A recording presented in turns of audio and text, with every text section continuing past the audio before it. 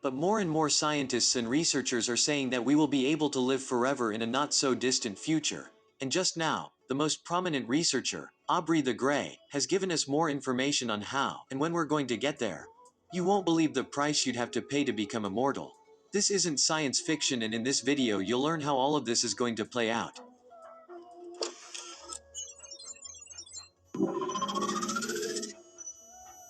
Humans have been trying to find a way to dodge death for years. Ancient Greek alchemists tried to create a philosopher's stone that would let people live forever, but humans have yet to beat death.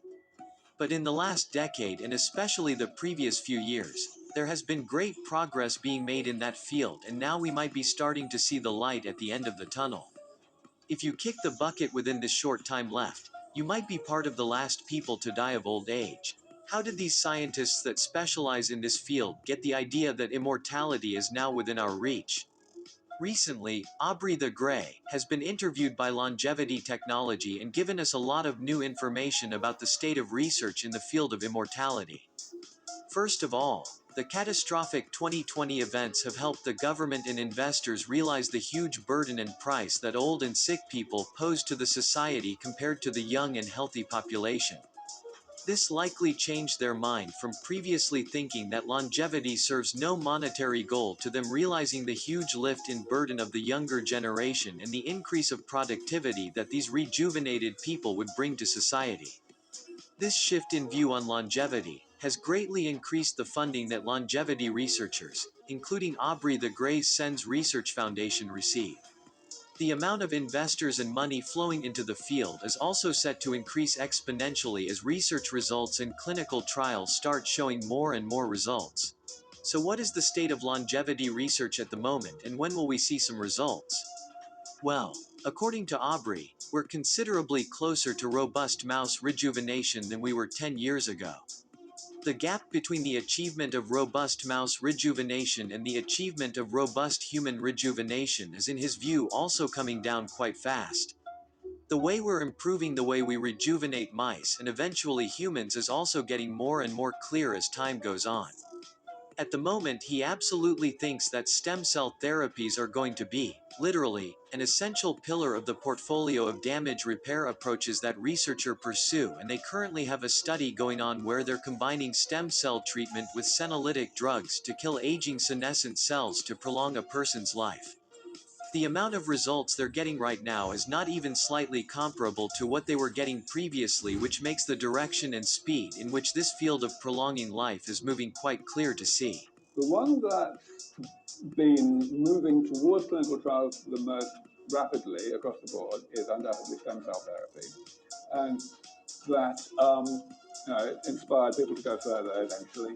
And now we know so much more about how to control what we're doing with stem cell therapy. Everyone's very much more optimistic. So as I said, there are several trials going on right now. There are other trials going on in stem cell therapies for other things, but that's really the one you should be paying attention to because it's the one that's most classically, a damage repair approach. Scientific researchers including Aubrey are now starting to become optimistic in terms of the time frame in which we could expect to reach the longevity escape velocity. In the life extension movement, longevity escape velocity, LEV, or actuarial escape velocity is a hypothetical situation in which life expectancy is extended longer than the time that is passing. For example, in a given year in which longevity escape velocity would be maintained, technological advances would increase life expectancy more than the year that just went by. When Aubrey the Grey was forced to talk about a time frame, has been consistently saying that he expects by that the year 2035, we'll finally have reached immortality, or at least that we have a great chance to do so. Recently he has been getting more and more optimistic about this date and started mentioning it on his own without being forced to do so, which definitely underlines his confidence in this time frame. When he makes a prediction of any nature, he is aggregating all of the steps and looking at all of the potential bottlenecks, the potential delays, and evaluating what he feels they're likely to be in terms of magnitude. He thinks that actually the chance of somebody alive today benefiting from the longevity escape velocity and thus becoming an immortal and never getting sick as a result, is depending on how long ago they were born. If they're around 20 to 30 years old, it's at around 80 to 90%. At this point, the chance of someone who is, let's say, 53, reaching that, is probably 40 or 50% on the other hand.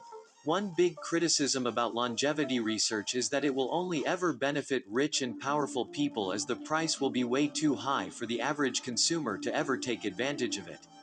Aubrey the Grey and many other people in the longevity community think otherwise. Aubrey says that the cost to the end user is going to be an incredible $0. And the reason for that is that aging is so expensive that it would be economically suicidal for any country not to make these things available, irrespective of the ability to pay, to everybody who is old enough to need them. And thereby to allow those therapies to pay for themselves many times over really quickly, just by keeping the elderly, able-bodied and healthy in a position to contribute wealth to the general society. Whether or not this turns out to be true or not, we shouldn't miss out on the potential of immortality just because of a small chance of a powerful minority taking all of it for themselves. There are quite a lot of people interested in living forever, explains Dr. Pearson.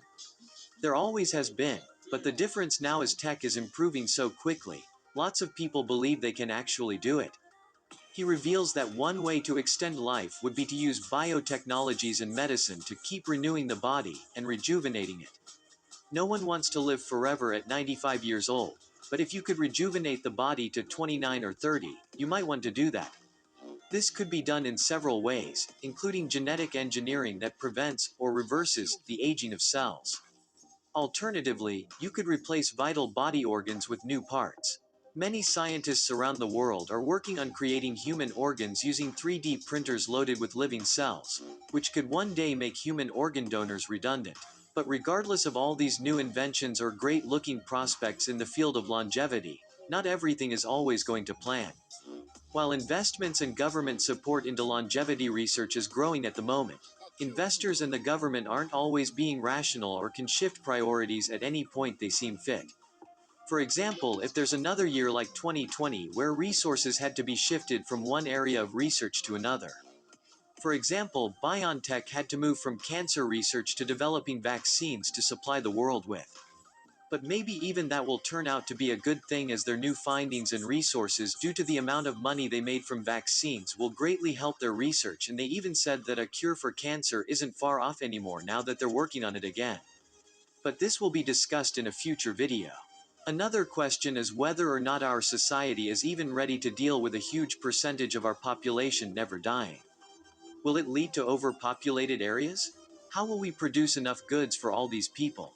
It's clear that now is the time for the government to start looking into how this will all be regulated and dealt with in a proper manner, as by 2035, they could already be too late in that regard. So what is your opinion on potentially being able to live forever by 2035? Would you even want to take part in it, or are you fine with living just 85 years and having a finite amount of time on this earth? Maybe you think it gives you purpose.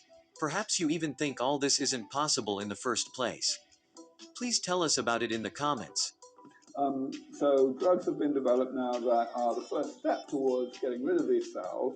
They don't work all that well, but they work well enough that the company that's spearheading them is now valued at over $1 billion. Unity Biotechnology, based over here in San Francisco. And other companies are coming along trying to do things in a slightly more sophisticated way. Again, clinical trials, going to happen this year, so I'm told. That's the news. That's the word on the street.